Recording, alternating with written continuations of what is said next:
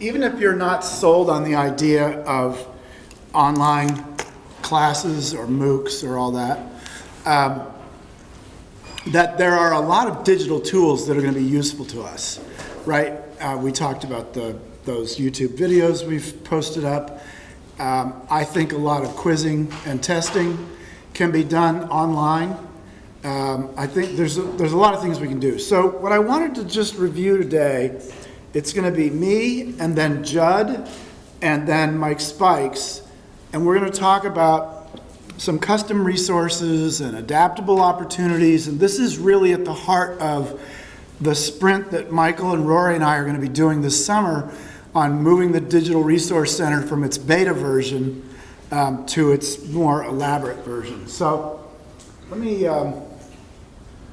just say briefly that the Digital Resource Center is a project by which we hope to put everything that we've made available on CDs in the past and on paper and all these things, to make it all available to you online. In the final version, or the first final version, the hope is that when you come in, you're going to have to register. It protects us with respect to some of the fair use questions, but it also gives us the data that we need on what's being used and what's not. So you'll come in, you'll register, and then we'll have a really granular search function. So you'll be able to come on and say, it'll be like if you've gone to the Zappos Shoes website, you know, you'll go on and say, I'm teaching a high school class. I am from the Western United States. I'm looking for material that's related, video material that's related to concept number 6, you know, which is whatever, opinion, you know, the difference between opinion and journalism. And then you'll hit search, and it'll kick back from our archives all kinds of materials we've used. And the idea with making the search really granular is we don't want to overwhelm you, but, you know, we've collected, I think we've got 10 semesters worth of examples alone, right? And so you might, they may be out of date, but you might be doing something on a specific person or a specific city, and one of those old examples would be useful. Why not make those repurposed? It's sort of the long tail theory. So we're putting all that stuff together for you. Michael's going to talk more about that. Michael's actually going to give you a little tutorial on ripping video for yourself. The other thing, and this is the most challenging part of Rory's new job, is going to be building the community, which is to say that as you use materials from us, we're going to be really pushy about trying to get you to rate them. Simple, you know, 4-star rating system.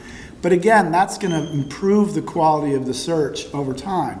You come in and you see this thing's got a 1-star, which basically means somebody had enough time and energy to really hate something. Or, you know, a bunch of 4 stars, you're going to start with the 4 stars and save yourself time. So the feed, I'm actually really happy with how the feed worked this semester from my point of view. But I'm going to be going to those of you who are on the feed, I'm going to be going to you and asking you for some evaluation of that, because we moved it to Google Docs. Fall semester was really clunky the way it was set up, so I rebuilt it over the holidays and came back with a totally different form. And I've gotten good anecdotal feedback, but I need some data about whether it works. So that's where we're headed. That's going to be very much of a custom, a custom resource for our community. So, a couple things I wanted to show you. The Committee of Concerned Journalists, which is, I don't know this, but I think this is where most of the royalties from Kovach and Rosensteel's book go. Anyways, the committee decided to build an interactive online game. And they got about 2/3 of the way in, and they were it's really hard to script these things. And so they asked us to come and script one of the 3 games with them, which was really interesting, fun work. So when you go to the web, you just search on the Reynolds Journalism Institute, you search for the Elements of Verification game. And you get to this starting page, and the first one is a Columbine. We sort of wrote around, without using the exact names, a Columbine type shooting, and it's very much of an ethics driven and news is moving too fast driven lesson. The Prosky file is a great blogger question, and sort of the emerging ethics of blogging, and what do you do about disclosing your relationships and all that stuff. The middle one is a pure news literacy game. And so let me just walk you quickly through the way it looks. The student starts here. This establishes the main character. Hey, this is Sandeep. Can't take your call right now, but feel free to offer your congratulations on my engagement in your message. Bye-bye. Hi, honey. Guess what? I'm heading home to Boston. Nothing's happened yet. Mom's the same. But the firm is sending me to her Boston office to hand-deliver original closing documents. So I'll see her along there. The nurse says it's not clear how the surgery will go, so it'd be good to see her before. My boss says this is a great opportunity for me to partners in Massachusetts. The firm's oldest and biggest client is spinning off one of its divisions, and the sale is closing tomorrow. They're only asking 10% of the summer associates back next year, so I'll need to shine. Anyway, I'm headed to the airport. Wish me luck, honey. I'll see you tomorrow. Okay, so she's going to the airport, and suddenly on her phone, some blogger says that at King of Prussia, Pennsylvania, a nuclear plant has had some kind of a problem. And so she's got this information on her phone. She's at the airport. What does she do?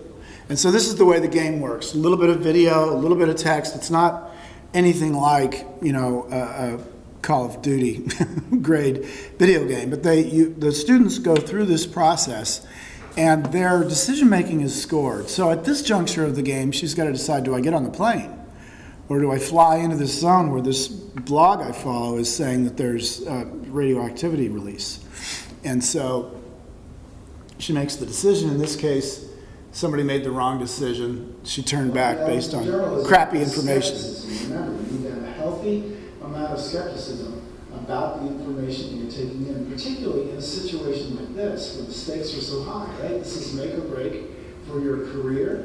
This is your mother's health is at stake. In the larger news literacy context, what's the nature of these sources? Are they self-interested? Do they verify or merely assert? Are they authoritative, or are they just some person who thinks they saw something? So, depending on different parts of the game, it's either me or Bill Kovach scolding and sending them back to the game. The nice thing is it scores their outcome.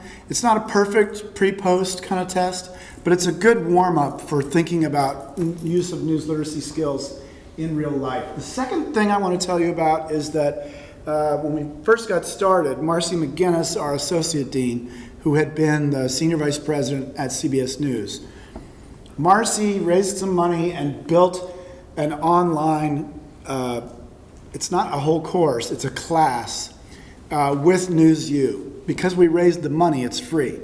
And your students log on, they get a username, and it's a spectacular preparation for the final exam the way we do it, which is 3 video deconstructions. And she talks about the importance of noticing introduced sound and why that's discouraged by ethical, like the code of ethics of CBS is if there's music in the shot, you got to see where the music is coming from. You can't just layer it on. Yeah. I used that this semester. There were some videos that didn't work. So there's a couple missing, and who do we alert? So it would be great. It would help me if you would alert Pointer, but I'm aware of that. We had our grad students identify, and we steer our students around them. But it's like 3 out of 30 or something. So it's just a few little hiccups right now. The opening story is just post Virginia Tech.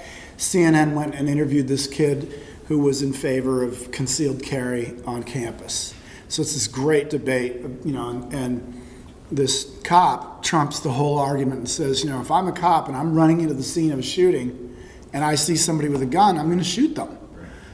you know, and is that what we really want? Is more bullets flying? I mean, it's a great argument.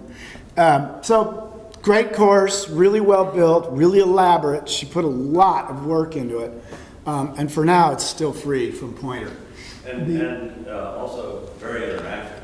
Yes. I mean, you get immediate, the student gets immediate reinforcement or negative reinforcement or whatever they know when they made a mistake. It just Yep. walks them through. It's really, in some ways, I think it could be a template for more of this. It is the template. Pointer has done, in addition to doing a better job of figuring out how to get paid for doing the work they do, which I really applaud, they've thought a lot about the mechanics of what works in online classes. And so this is designed, it's pedagogically really sound. They do a really good job of this. There are a number of Pointer resources that are free. I invited them to come up to speak to you, but they had a different engagement they had to go to first. But there's a surprising number of games that are available for free, and depending on the level of your students, the Be a Reporter and Be an Editor game are both free. They're a little funky, but you know, as we were saying, some of your students come to you with no journalistic thoughts at all, and so it's a good way to introduce them. The other element that's available is Newseum has got a digital classroom with a fair number of news literacy elements in it. They also have a lot of free resources. The videos are heavily produced. I mean, they've got swelling music, and I mean, they're like you would project them in a classroom. They feel a little bit overmuch if you're just an individual watching them. But Newseum's got a lot of material. We've helped them with a game that they're building, but they changed game builders, and so I don't know what the status is. It may be up, but I was there 2 weeks ago on their website and it wasn't there yet. But there will be games. We're looking for ways to replicate the various games we've seen. So those are coming.